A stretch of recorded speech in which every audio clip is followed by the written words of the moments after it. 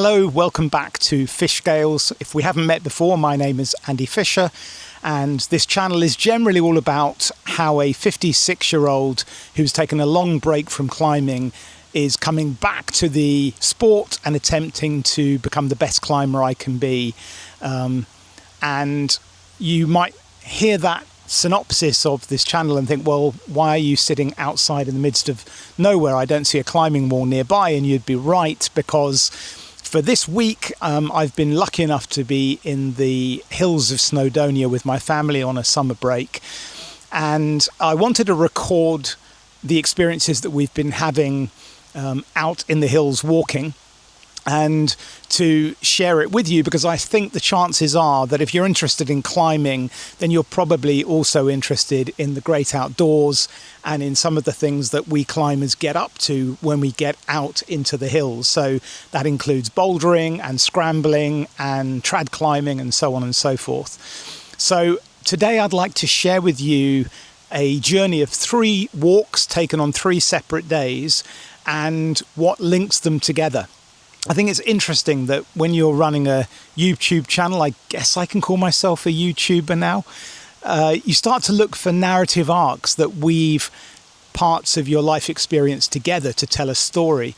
And I think this week there's definitely been a story that's unfolded, and it begins with a climb that we abandoned, and then it proceeds to the middle day where we had a real adventure up on the hills, and then yesterday's climb, the last of the 3 climbs, which was an opportunity to learn and to build confidence. And the thing that strings all of these days together is this idea of risk, how to assess appropriate risk, and the temptations to sometimes push the envelope or to be risk averse. So if that sounds like something that you'd be interested in listening and watching, then please stay tuned and join us as a family on our week here in Snowdonia. It is a beautiful morning here at the bottom of the north face of Tryfan, which is where we're going to be walking today. The plan is to walk up the north face, descend off the south face, and then skirt around in a circular walk back to Glyders, which is behind me. If I turn you around, you'll get to see that.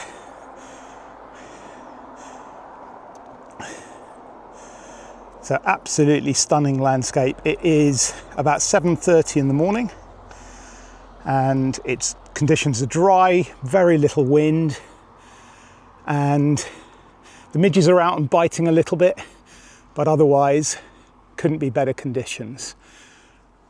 So I've got my wife and son with me, but they're a little camera shy, so it's just going to be me on camera. You might see their backs now and again. But the plan is we're going to ascend. We just got to the first stile. We're going to continue to follow the stone steps up towards the point where you are switching to scrambling, and then I'll do a bit more footage there. Now, I'd completed the north face of Tryfan twice before, and for those who have been up here, you'll know that there's no one route. The idea is to aim approximately towards the middle of the rock face to avoid the steeper ground on the west and east faces, and then look out for telltale signs of more worn rock, crampon scratches and so on. And so we followed the steps up until the path ran out, and then I climbed part of the route ahead, identified an appropriate point to muster, and then dropped my pack and returned to my wife and son. I had a confidence rope with me, a belay device and harnesses if needed, and most of the scramble here is grade 1, but it can feel quite exposed even on these earlier sections of the climb. And after about half an hour and a couple of pitches into the ascent, my son was starting to feel quite uncomfortable, and even with the offer of the support rope, he felt that he didn't want to continue, which we completely respected. Given the increased challenge of down climbing, it was better to call it a day at that point rather than continue onwards. You can imagine that it would have been much more difficult if we'd decided to bail out on the Notch or the North Tower. So the next morning, because our legs were still relatively fresh, we got up early, drove back to the Ogwen Valley, but this time decided to explore the Glyders, a circular walk of about 800 metres of ascent and descent, and just shy of about 10 kilometres as the crow flies. And here you'll see my son and I at the approach head near Ogwen Cottage, getting the lay of the land. The walk itself involves an initial climb skirting the west shore of the lake, Lake Idwal, or Llyn Idwal, before passing by the Idwal slabs and then ascending steeply towards the Devil's Kitchen. The next section is quite technically challenging as well, with some very loose shale, and it took about an hour to reach the shoulders of the mountains here before we hit the two summits defined by the unique geology of the Glyders, which looks like something out of Game of Thrones, as you'll see in a little while. We also made sure that we found the cantilever stone and had a couple of photographs taken there before making our descent down past the Bristly Ridge and Sinister Gully, which I've climbed on previous visits here, skirting around the south face of Tryfan, and then moving just to the shores of Llyn Blochloyd, and then finally joining the path that we began the day on. And I'm sad to report that we were just a little bit too late to grab a coffee at the Ogwen Cottage. Now here you can see the Idwal slabs, and there were some climbers paired and working on the slabs as we got there, which was a chance for us to have a chat about the risks involved in this kind of ascent in comparison to the indoor bouldering that makes up most of our time on the wall. It was a chance to also further debrief our experience from Tryfan on the day before.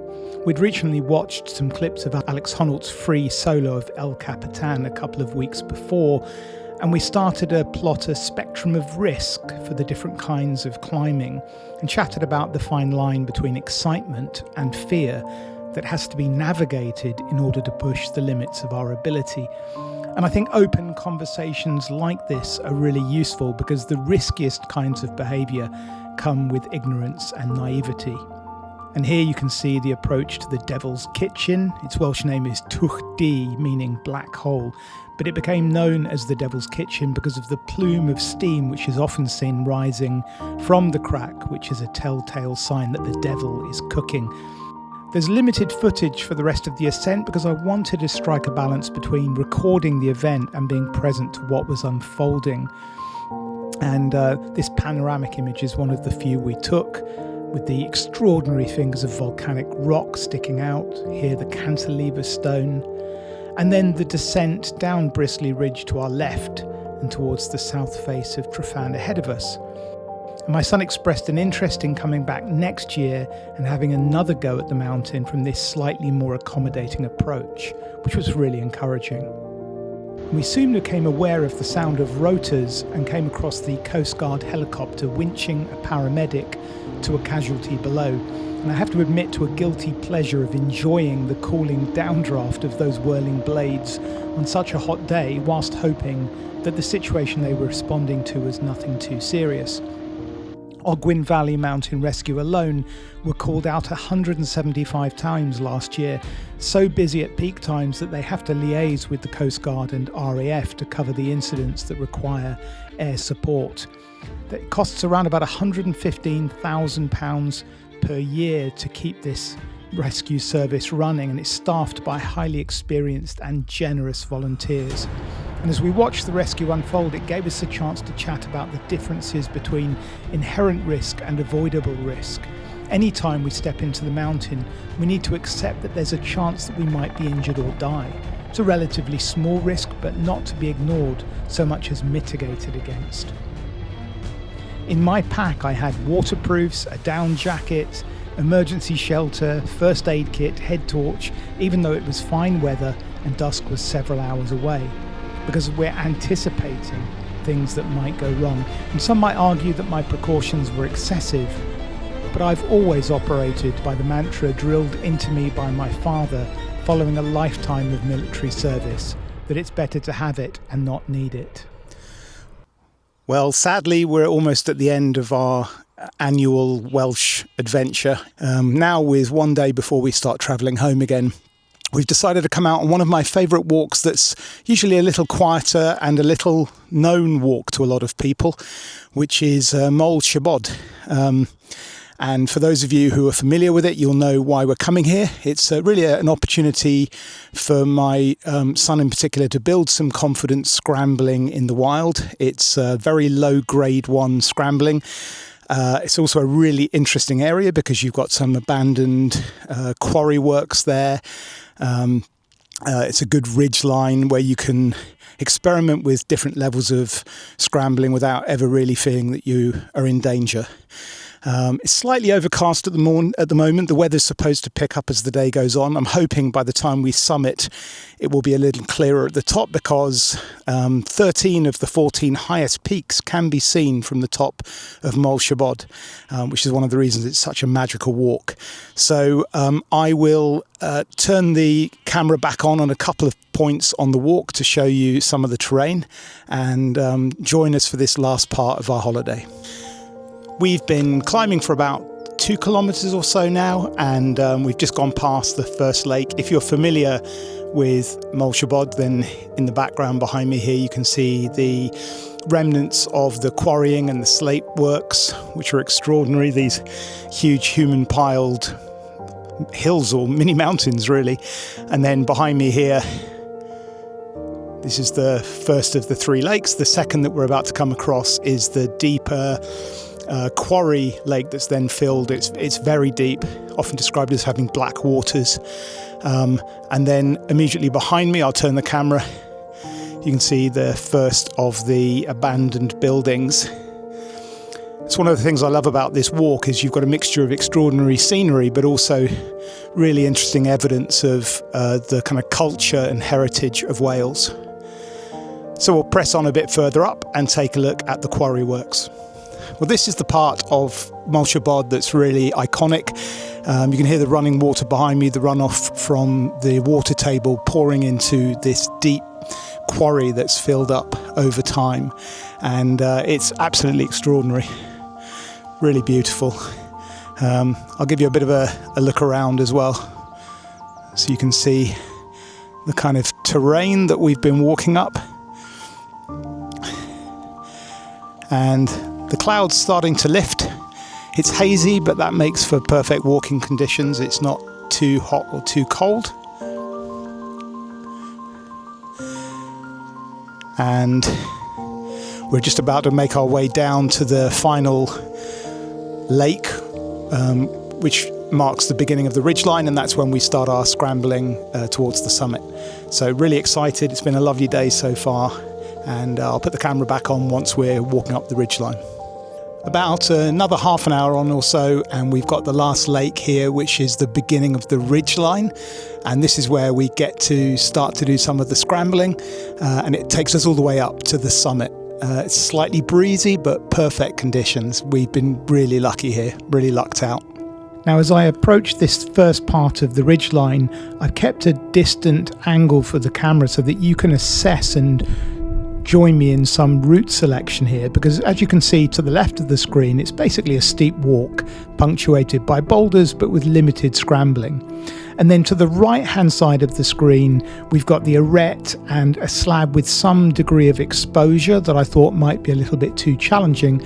And so after looking at the available lines, I selected this middle section, which I thought provided a happy medium. It's about a 50-60 degree slope, plenty of holds, limited exposure.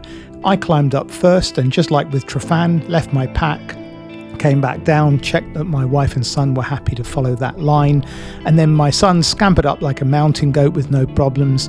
And then I returned to repeat this process with my wife, but on this occasion it was she who was far out of her comfort zone. She felt that the holds weren't as positive as she had thought at the bottom, but was only realised that it was more challenging than she was comfortable with once she was 2/3 of the way up, and she was temporarily crag fast here. So I down climbed the hump behind her, guided her up to the top, and then the rest of the route up the ridgeline was straightforward and we didn't really have any issues.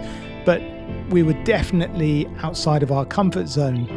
And it points to the complexities of assessing risk when on a mountain. My wife hadn't wanted to disappoint me and had decided to ignore her intuition, which is telling her that she was outside of her current ability level.